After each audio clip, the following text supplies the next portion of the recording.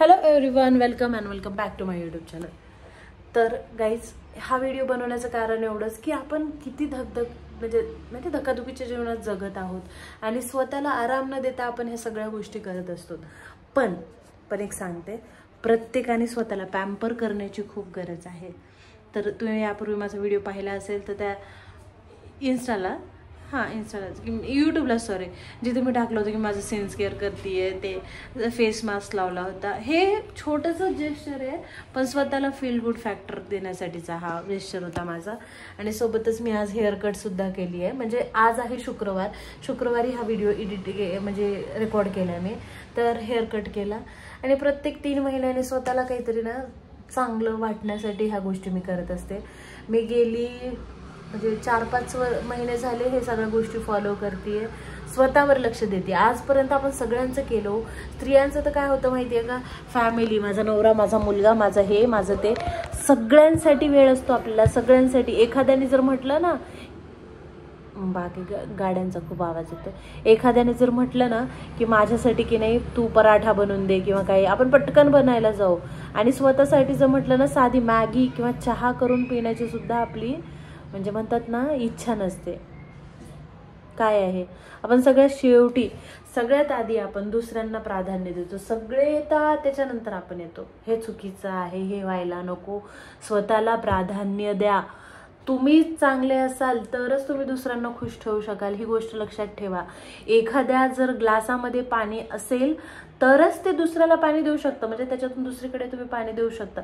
जर तुमच्याचकडे काही नाही आहे तर तुम्ही काय देणार कोणाला? उद्या जर काही चालून तुमच्यासोबत काही झालं ना, कितीही तुम्ही रिप्लेसेबल आहात. तुम्हाला सांगते, एखादी आई जर म्हणत असेल की मी जर नसेल तर माझ्या मुलाचं जेवणाचं काय होईल, सगळं होतं. तू नसेल तर तुझ्या जागी समजा उद्या चालून देव न करो काही आपल्याला झालं, हॉस्पिटलमध्ये ॲडमिट झालो आपण, तरी आपल्या मुलाचं करण्यासाठी दुसरे जण अवेलेबल होतात. मग त्यावेळेस होतात ना, मग त्यावेळेस आत्ताच तुम्ही त्या गोष्टी दुसऱ्यांना देऊन टाका ना. असं नाही मी सांगते बाळाच्याच गोष्टी आहे, प्रत्येक गोष्टी. तुम्हाला हाऊस हेल्पमध्ये जरी कोणाला तुम्हाला मदत घ्यायची असेल ना, घेऊन टाका. स्वतः मोकळं व्हा. स्वतः एकदम, मी म्हणते स्वतःला वेळ द्या यार. स्वतःला वेळ द्या. स्वतःला देण्याची खूप गरज आहे. ही गोष्ट मला मी माझी 30 क्रॉस केल्यानंतर कळतीये. Still it's a late for me. तुम्ही उशीर नका करू. जे लोक म्हणजे म्हणतायत ना स्वतःचं ड्रीम फॉलो करतायत, पण तरी पण नाही, मला खूप काही करायचंय, मी माझ्या घरातलं सगळं काही करणार, माझा किचनचा ओटा एकदम चमचम चमकला पाहिजे, भले माझी इकडे वाटका लागलेली असं ना, पण माझा किचनचा ओटा बिलकुल चमकलाच पाहिजे. भांडे अशी चकचकीत दिसली पाहिजे. का तर बायांना छान धुता येत नाही का? धुऊ द्या ना, कशा पण धुऊ द्या. हां, एखाद्या वेळेस तुम्ही म्हणजे काय म्हणतात मी ऑब्झर्वेशन ठेवा ना त्यांच्यावर. पण जितकी कामं तुम्हाला एखाद्यावर सोपून देता असतील, दुसऱ्यांना म्हणजे म्हणतात ना वाटून टाकता जमत असेल ना, वाटून टाका आणि स्वतः निवांत राहा जरा. आणि तुम्हाला सांगते, प्रत्येक जण रिप्लेसेबल आहे. उद्या चालून जर काही झालं आपल्याला थोडंफार जरी, तुमच्या जागी दुसरे जण येऊ शकतात. एक उदाहरण सांगते, कोणी वाईट वाटून नका घेऊ यायचं. एका स्त्रीचं उदाहरण सांगते. एक बाई होती, तिला बऱ्याच दिवसापासून एका गोष्टीचा त्रास चालू होता, खूप गोष्टी म्हणजे असा, पण ती दुर्लक्ष करायची की जाऊ दे थोडंसंच आहे, आता मी जर पडून राहिली तर माझ्या मुलांचं कोण बघणार, त्यांना शाळेला जायचं असेल, त्यांना शाळेहून आणायचं कोण, माझ्या नवऱ्याला डब्बा कोण देणार, सासू सासऱ्यांना फिरायला कोण नेणार, त्यांना रोज वॉक करायचं असतं, त्यांच्या वेळेवर गोळ्या द्यायच्या असतात, त्यांना वेळेवर नाश्ता द्यायचं असतं, हे सगळं कोण करणार? ती ह्या सगळ्या गोष्टींचा विचार करायची खूप. आणि असं नाही का, थोडाफार खूप विचार करायची आणि त्यांच्यासाठी करत राहायची सतत. आणि ह्या सगळ्या गोष्टी तिला वाटायचं जर मी आजारी पडली तर कोण करणार, म्हणून ती स्वतःकडे दुर्लक्ष करायची. असं सतत 6 महिने 8 महिने चालत राहिलं. तिची तब्येत खराब झाली, एकदम लास्ट स्टेजला गेली आणि त्यानंतर ती घरच्यांना सांगितलं आणि त्यानंतर ती दवाखान्यात गेली आणि डॉक्टरांनी सांगितलं आता काहीच नाही होऊ शकत, इट्स अ लास्ट स्टेज, तुमच्याकडे वेळच नाही आहे. आणि ट्रीटमेंट करत असतानाच ती दगावली. आता काय,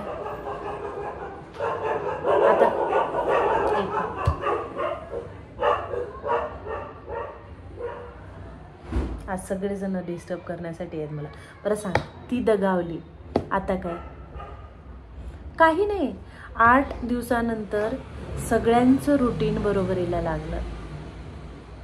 स्वयंपाकासाठी बाई लावली, मुलांना शाळेत सोडण्यासाठी आणि घेऊन येण्यासाठी व्हॅन लावली, नवऱ्याचा टिफिन त्यात जाऊ लागला, सगळ्या कामाला बाया लावल्या आणि पूर्ण वेळ सासू सासऱ्यांसाठी एक घरात केअरटेकर ठेवला. सगळ्या गोष्टी ती बाई जी म्हणत होती ना, मी गेल्यानंतर काय होईल, तू गेल्यानंतर बाई तू गेलीवर, इथं सगळेजण त्यांचं करत आहेत. महिन्याभराच्या आत त्यांचा सगळा रुटीन लागलेला होता. फॅमिली मिस करत असेल तिला, पण काम राहिलं का कोणाचं? नाही राहिलं. सगळ्यांचं जे रुटीन होतं ते सगळं चालूच होतं. हां, मुलं त्यांच्या आईला मिस करत होते, पण मुलांना ते म्हणजे जे शाळेला नेऊन सोडणं, आणणं, त्यांचा टिफिन माझ्याच हाताने, माझ्या मुलांनी, सगळ्या गोष्टी आहेत. पण स्वतःची आधी काळजी घ्यायची, नंतर त्या गोष्टी. हे मी ऐकलंय आणि म्हणून मी हे तुम्हाला सांगते की स्वतःची काळजी घ्या. आणि तुम्ही जरी म्हटलं की माझा नवरा माझ्यावर खूप प्रेम करतो म्हणून मी त्याच्यासाठी करते, तुम्ही जा किंवा काहीही होऊ द्या, 1-1.5 वर्षामध्ये प्रेम नाही होणार रिप्लेस, मी नाही म्हणत तुम्हाला, पण ज्या कामं तुम्ही करतात की नाही ते रिप्लेसेबल आहेत. म्हणजे तुम्ही रिप्लेस हो. कोणी जर पाहिली नसेल ना, मिसेस म्हणून एक मूवी आलेली आहे, ती पहा. ती तुम्ही पहा, तुम्हाला कळेल. तुम्ही प्रत्येक ठिकाणी रिप्लेस होऊ शकता, म्हणून स्वतःसाठी जगा. स्वतःसाठीच जगण्याचं आहे. आता आपलं हे मराठी नवीन वर्ष चालू होत आहे. एक विजयाची, समृद्धीची गुढी आपण यावर्षी लावू आणि जेव्हा उभारू की नाही त्यावेळेस एक निश्चय करा, मी माझ्या सभोवतालच्या सगळ्यांची काळजी घेईल, पण त्या सगळ्यांच्या आधी ना मी येईल. मी फक्त मी असेल आणि नंतर सगळीजण. कारण जिथं मी हॅपी नसेल ना तर मी कोणालाच काही देऊ शकणार नाही. मी स्वस्थ नसेल ना तर माझ्या सराउंडिंगचं काहीच असून काही फायदा नसणार नाही. मी सगळं काही सगळ्यांचं चांगलं करेल आणि माझ्यावरच लक्ष नाही देणार तर काहीच फायदा होणार नाही. म्हणून फर्स्ट ऑफ ऑल मी माझ्यावर लक्ष देईन, माझं सगळं करेन. हे गोष्ट कळायला मला इतके दिवस लागले. स्वार्थी म्हणतील बरं का लोक, खूप लोक स्वार्थी म्हणतील, मला पण म्हणतात फक्त स्वतःचा विचार करते तू, तुला दुसऱ्यांचा विचार नाहीये, स्वतःला जसं योग्य वाटते तसं करते. चुकीचं आहे का स्वतःसाठी विचार करणं? नाही ना. स्वतःचा विचार करा. तिथे प्रत्येक जण स्वतःचा विचार करतो. तुमची मुलं सुद्धा त्यांचा स्वतःचा विचार करतात की त्यांना खायला काय पाहिजे ते सांगतात. नवरा सुद्धा त्याला काय पाहिजे, त्यांच्या ह्याचं काय असतं, सासू सासरे, आई वडील, प्रत्येक जण स्वतःचा विचार करतो. पण मग तुम्ही का करायचं नाही?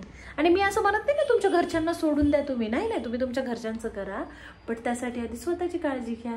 चांगलं खा, चांगलं स्वतःला वेळ द्या, स्वतःचा मी टाईम घ्या आणि जे कामं तुम्हाला बाई लावून देता येत असेल ना लावून द्या आणि तुम्ही स्वतः फ्री व्हा. व्हिडिओ कसा वाटतंय मला सांगा. खूप सारे लोक ह्यावर ना विरोध करतील, मला काही बोलतील कमेंटमध्ये की काय तू ज्ञान पाजतीये असं, पण फॅक्ट आहे बरं का. तुम्ही रिप्लेसेबल आहात हे लक्षात ठेवा. म्हणजे तुम्ही तुमच्या लाईफमध्ये रिप्लेसेबल नाही, दुसऱ्यांच्या लाईफमध्ये तुम्ही रिप्लेसेबल आहात. तुमची जागा तुमच्या लाईफमध्ये दुसरं कोणीच घेऊ शकत नाही, पण तुमची जागा दुसऱ्यांच्या लाईफमध्ये कोणीही घेऊ शकतं. सासू सासऱ्यांना बाहेर फिरायला त्या बाईंनी माणसं जे फिरायला एक केअरटेकर लावून दिलं, ते आधीच लावलं असतं आणि तिने ते त्यांना सासू सासऱ्यांना फिरण्यासाठी, मुलांना व्हॅनसाठी जे कोणी लावून दिलं असतं तर तिला तेवढा स्वतःसाठी वेळ मिळाला असता, तिने स्वतःला हील केलं असतं, तिची तब्येत तिने ठीक केली असती, केलं असतं ना, ह्या सगळ्या गोष्टी झाल्या असत्या.